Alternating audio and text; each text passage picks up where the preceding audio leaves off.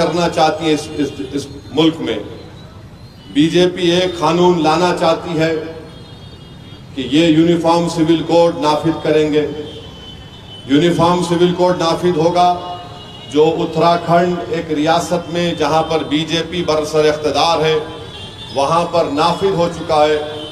वहां पर बीजेपी ये कह रही है कि उत्तराखंड के मुसलमान अपनी बेटी या बेटे की शादी निकाह से नहीं करेंगे, ना दुल्हन को महर मिलेगा, और अगर शादी ख़त्म करने का तरीक़ा है तो वो किसी दूसरे मज़हब के तरीक़े से शादी को ख़त्म करना पड़ेगा। क्या आप ये चाहते हैं कि आपकी औलाद की शादी निकाह के ज़रिए ना हो, खुतबे निकाह ना हो, गवाह ना हो, महर का जिक्र ना हो? ये बीजेपी करना चाह रही है। दूसरा, बीजेपी ये करना चाह रही है कि हमारे मुल्क के आइन को तब्दील करना चाह रही है, और अगर हमारा मुल्क का आइन तब्दील या ख़त्म करके नया लिखा जाएगा तो इसमें सबसे बड़ा नुकसान दलितों को होगा, मुस्लिम अक़लियत ईसाइयों को होगा, और हमारे बैकवर्ड क्लास के भाई बहनों को होगा।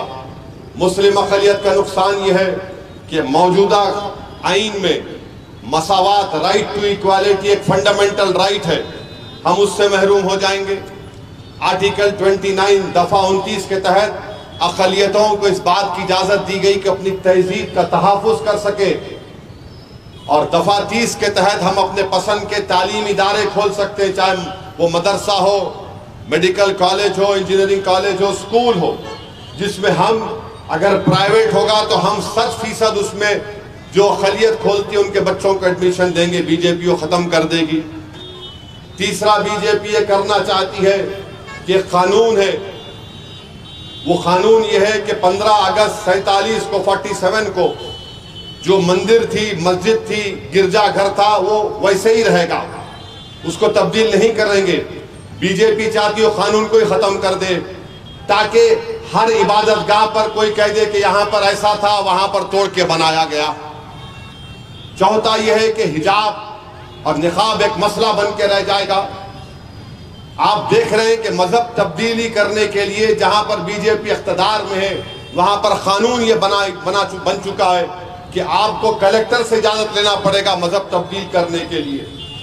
तो ऐसे बहुत से चीजें हैं जो बीजेपी करना चाहती है। अगर आप एक और बात देख लो, आप बीजेपी अखबार में इश्तिहार दे रही है कि हम ये करेंगे, ये 8-10 चीजों की फोटो है, आप जाकर देख लो, उसमें लफ्ज मुसलमान तो छोड़ो, लफ्ज अक़लियत भी नहीं है, उसमें लफ्ज अक़लियत भी नहीं है। तो इसीलिए हम आपसे अपील कर रहे हैं कि ये मामूली पार्लियामेंट का इलेक्शन नहीं है, ये हमारे लिए एक जिंदगी मौत का पार्लियामेंट इलेक्शन ना बन जाए।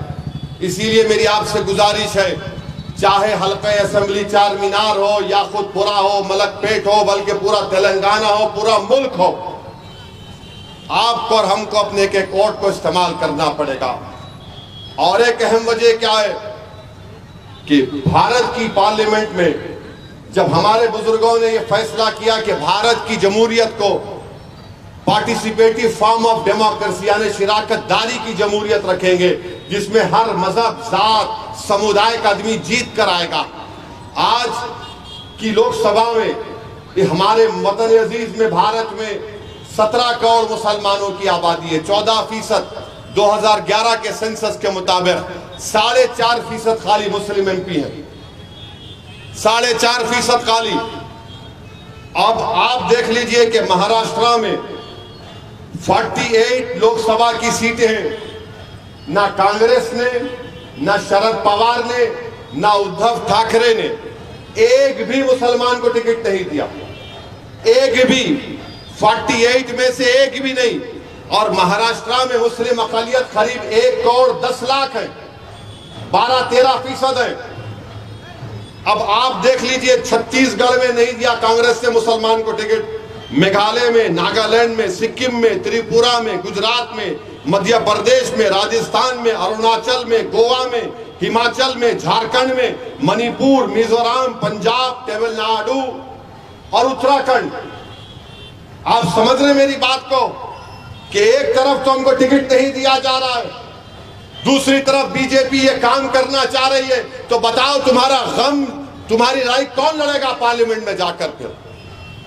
तो इसीलिए मेरी आप तमाम से गुजारिश है कि आपके लिए, हमारे लिए ये इलेक्शन बड़ा अहम है। और आप देख रहे हैं कि मौजूदा वजीर आजम ने खुलम खुला कह दिया कि भारत का मुसलमान घुसपैठी है।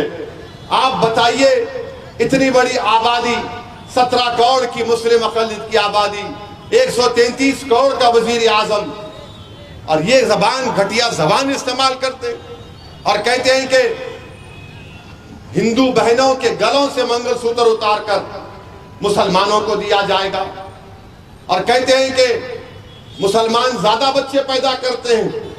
मेरे अजीज दोस्तों और बुजुर्गों, वजीर आजम की जबान से ये अल्फाज निकलना, अगर आप इसके बावजूद भी बेदार नहीं होंगे तो खुदा की कुदरत और कुछ नहीं कर सकती आपके लिए, हमारे लिए। अल्लाह सुब्हानहू तआला इनके ही जबानों से बुलवाने लगा रहा है कि तुम जागो, ख्वाब गफलत से उठो, तुम्हारी बर्बादी का सामान ये लोग लेकर आ रहे हैं, उठो, मुत्तहिद हो जाओ, अपने नुमाइंदों को कामयाब करो। ये वक्त इंतशार की कैफियत को बरकरार रखने का नहीं है, ये वक्त अपनी अनानियत की तस्कीन को पाने का नहीं है, ये वक्त एक शीशा पिलाई हुई दीवार की तरह खड़े होने का है। और अगर आप शीशा पिलाई हुई दीवार की तरह खड़े हो जाएंगे तो मुल्क को बचा पाएंगे, वरना आज मुल्क में नफरत इतनी फैल चुकी है कि उत्तर प्रदेश के यूनिवर्सिटी में एक इम्तिहान में आंसर शीट में 4 बच्चों ने इम्तिहान का क्वेश्चन पेपर का जवाब नहीं लिखा, लिख दिया जय श्री राम, और एग्जामिनर ने उनको 50% मार्क्स दे दिए, क्योंकि एग्जामिनर को मालूम था कि मुल्क का वजीर आजम सुबह शाम मुसलमान माइनॉरिटी करता है, उसको अपनी जान प्यारी थी, और 50% मार्क्स मिल गए उनको। बताओ आप क्या है भैया? मेरे अजीज दोस्तों और बुजुर्गों, इसीलिए मेरी आप तमाम से अपील है कि 13 तारीख के दिन सुबह 7 बजे से शाम में 5 बजे तक हम तमाम को कोशिश करनी चाहिए। बल्कि मैं अपने मजलिसी रुफ़कार अराकीन से भी ये कह रहा हूँ, आपसे भी अपील कर रहा हूँ कि हमारे पास एक ऐसा ग्रुप तैयार होना चाहिए जो लोगों को घर से निकाले। अगर आज के इस मजमे से अगर कोई लोग ये तय कर ले कि मैं अपने मोहल्ले के 5 घर के लोगों को ले जाकर वोट डलाऊंगा, 5 घर की जिम्मेदारी मेरी है, तो यकीन जानिए हमारा पोलिंग परसेंटेज 45% नहीं होगा, 70-80% तक जा सकेगा इंशाअल्लाह ताला। और ये काम आप करेंगे नहीं करेंगे मुझे बताइए? एक आदमी 5 घर की जिम्मेदारी लेगा इंशाअल्लाह। खाली इंशाअल्लाह बोल के सुबह में भूल नहीं जाना। सुबह उठिए, आप तय कर लो ये 5 घर में जिम्मेदारी मेरी, मैं इनको उठाऊंगा, जगाऊंगा, इनको समझाऊंगा और इनको पोलिंग बूथ को भिजाऊंगा। ये आपको काम करना है। तो मेरे अजीज दोस्तों और बुजुर्गों, वजीर आजम की जबान एक अजीब व गरीब जबान हो चुकी है कि आप कह रहे हैं कि मंगलसूत्र निकाल कर दिया जाएगा। मुल्क के वजीर आजम, आप इस तरह की बात मत करिए, वरना हमारे मुंह में भी अल्लाह ने जबान दी है, हम बहुत दूर तक जा सकते हैं। आप बताइए, जब कोविड में लाशें पानी में तैर रही थी, वो किसका मंगलसूत्र था? बताओ आप। वो हमारी बहनें जो बेवा हो गई, उनके मंगलसूत्र का क्या होगा? इस वजीर आजम ने आप तमाम को लाइन में खड़ा किया, 500,000 की नोट गायब कर दी, सबको लाइन में खड़ा कर दिया। इस वजीर आजम ने पूरे मुल्क के गरीबों को सिर्फ आधा घंटा दिया, 4 घंटे दिए और कहा कि लॉकडाउन। आप परेशान हो गए। इस वजीर आजम ने दारुल हुकूमत दिल्ली में ऑक्सीजन का इंतजाम नहीं किया, लोग मर गए। दवाएं हमको देर से मिली कोविड की, लोग मर गए। ये सब हमारे मुल्क में हो रहा है, मगर एक नफरत की आग पैदा कर दी गई है। 10 साल में भारत के वजीर आजम ने एक चीज में कामयाब हो गए, वो ये है कि मुस्लिम अक़लियत के बारे में शक पैदा कर दो। और लोग बोलते, मजलिस के मुखालिफिन बहुत बोलते, मैं उनको जवाब देना भी नहीं चाहता। मैं आपको सिर्फ बताना ये चाह रहा हूं कि उत्तर प्रदेश में जहां पर बीजेपी की हुकूमत है, वहां पर ईद की नमाजें एक मस्जिद में 2 जमातें, 3 जमातें, 4 जमातें हुई। बड़े बड़े उलमाए कराम बिला लिहाज मसलक के अपील की कि रोड पे मत पड़ो, 3 जमात कर लो, 2 जमात कर लो। और आप हैदराबाद में हैं, यहाँ पर आपकी जमात मजलिस इत्तेहादुल मुस्लिमीन है, जिसको आपने, आपके बुजुर्गों ने अपने खून पसीने से इसको ताकत और मुकाम दिया। इत्तेहाद की कुव्वत पर आपकी पहचान है। आज यहाँ पर आप माह मुबारक में तहज्जुद की नमाज रोड पे पढ़ रहे थे, नहीं पढ़ रहे थे तहज्जुद की नमाज। ईद की नमाज वहां पर 3-3, 4-4 जमातें हो रही हैं। सोचो ये अल्लाह की नेमत है। मैं एहसान जताने के लिए नहीं कह रहा हूं, ये नेमत है मेरे भाई। तुम्हारी एक जमात है, तुम्हारी आवाज है, तुम्हारी ताकत है।